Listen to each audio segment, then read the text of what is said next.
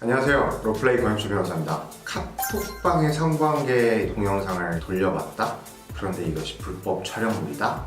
이런 경우에 대해서 어떻게 처벌을 받을 것인지 궁금해하시는 분들이 많죠. 또 최근에 버닝썬 사건으로 촉발된 가수 정준영 씨의 성관계 불법 촬영 및 그 동영상 공유 사건 지금 많이 문제가 되고 있는데요. 지인분들이 이에 대해서 알려달라고 해가지고 저도 되게 좀 개인적으로 궁금했었어요. 어느 정도의 처벌까지 받을 수 있을 것인가. 제가 알고 있는 사실관계는 이래요. 버닝썬 클럽 사건에서 이 사건을 계속 하다 보니까 승리가 어떤 연예인 친구들과 지인들과 이제 속해 있는 카톡 채팅방을 발견하게 되었고, 이 채팅방 내용들을 다 파다 보니까 가수 정준영 씨가 성관계 동영상을 불법적으로 촬영을 해가지고 이에 대한 동영상을 자랑스럽게 카톡방에 올려놨다. 이게 이제 이번 사건의 포인트인데요. 저는 무죄 추정의 원칙에 대해서 신봉을 하고 있기 때문에 이분들의 사건이 직접적으로 언급이 되는 걸 좀 피하고 싶어요. 이미 다 얘기를 해서 어쩔 수 없지만 보면 판결이 날 때까지는 이분들이 유죄인지 무죄인지는 알 수가 없는 거니까 이에 대한 이제 결론이 어쩌다, 사실관계가 어쩌다 이런 확정적인 말은 삼가하기로 하고 그냥 가설을 하나 제안을 해볼게요. 만약에 내 친구가 어떤 여자친구와 성관계 동영상을 한 거를 몰래 찍었어요. 그리고 이거를 카톡 채팅방에 자랑스럽게 공유를 합니다. 그러면서 사람들이 이에 대한 반응이 쏟아지겠죠. 이런 경우 촬영을 한 사람, 그리고 카톡 채팅방에 올린 사람, 그리고 그거에 대해서 반응을 보이고 이제 격려하는 사람, 뭐 웃는 사람, 경악을 금치 못하는 사람, 이렇게 세 개로 나눠서 한번 볼게요. 먼저 결론부터 말씀을 드리면 불법 동영상을 촬영한 사람, 성관계 동영상을 촬영한 사람은 무조건 처벌을 받겠죠. 상식적으로 알 수 있을 거예요. 그럼 이미 촬영된 영상을 공유한 사람, 물론 보통은 촬영자가 공유를 하기 마련인데 시작은 이제 공유한 사람, 이 사람도 처벌을 받습니다. 그렇다면 마지막 핵심은 그 동영상을 본 사람은 처벌을 받을 것이냐. 결론은 안 받는다는데요.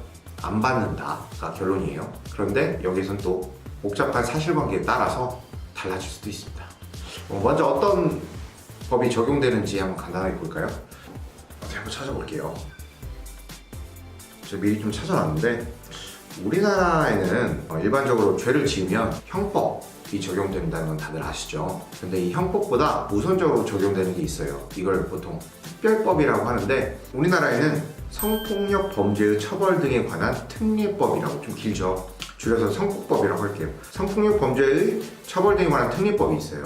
그리고 아까 말한 이제 누군가가 몰카를 찍어서 공유를 했었을 때 이때 적용되는 조항이 제14조예요. 뭐라고 써있냐면 카메라 등을 이용한 촬영이라고 써있어요. 제1항 볼게요. 카메라나 그 밖에 이와 유사한 기능을 갖춘 기계장치를 이용하여 성적 욕망 또는 수치심을 유발할 수 있는 사람의 신체를 촬영 대상자의 의사에 반하여 촬영한 자는 5년 이하의 징역 또는 3천만 원 이하의 벌금에 처한다. 또 2항에서는 촬영물 또는 복제물 이 등을 반포, 판매, 임대, 제공 또는 공공연하게 전시, 상영, 한 자 또는 라고 이제 규정돼 있어요. 물론 사망도 있지만 사망은 패스하고 보면 간단하죠. 간단하게 결론부터 얘기를 하면 몰카를 찍은 사람은 5년 이하의 징역 또는 3천만 원 이하의 벌금에 처할 수가 있습니다. 그럼 찍은 동영상을 누군가가 뭐 직접 올릴 수도 있지만 누군가가 어떻게 알아내서 제3자가 올렸다.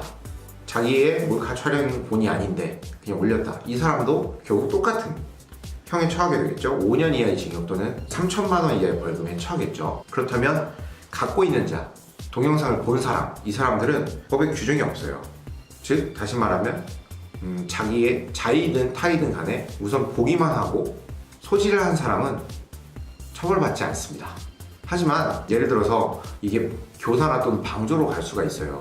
처음 이 불법 촬영물을 본 사람이 와, 야, 다른 사람도 찍어봐. 화이팅 화이팅 이런 식으로 독려를 한다거나 찍으라고 시키는 경우에는 교사 또는 방조로 인해서 넓은 의미의 공범입니다. 공범으로 처벌받을 수가 있겠죠. 지금 정준영 씨 사건 같은 경우는 직접적으로 언급은 하지 않으려고 하지만 비슷한 사례로 이제 가정을 해보면 복사한 영상 같은 경우는 그것을 소지하는 것만으로는 처벌이 되지는 않습니다. 여러분들 보통 보면 카톡방에 솔직히 어떤 사건이 터질 때마다 열심히 누군가 퍼날아 주죠. 그러면 궁금해서 미칠 것 같잖아요. 그래가지고 보게 되는데 보는 것만으로는 도덕적으로는 죄스러울 수는 있겠지만 형사법적으로는 처벌을 하지는 않습니다. 그리고 그 동영상을 본 다음에 지우는 것도 모자라서 저장하는 사람도 있어요. 단순히 자기 핸드폰에 저장하는 것, 자기 컴퓨터에 저장하는 것만으로는 처벌 대상도 아닙니다. 그냥 변태가 되는 거예요. 정리를 할게요.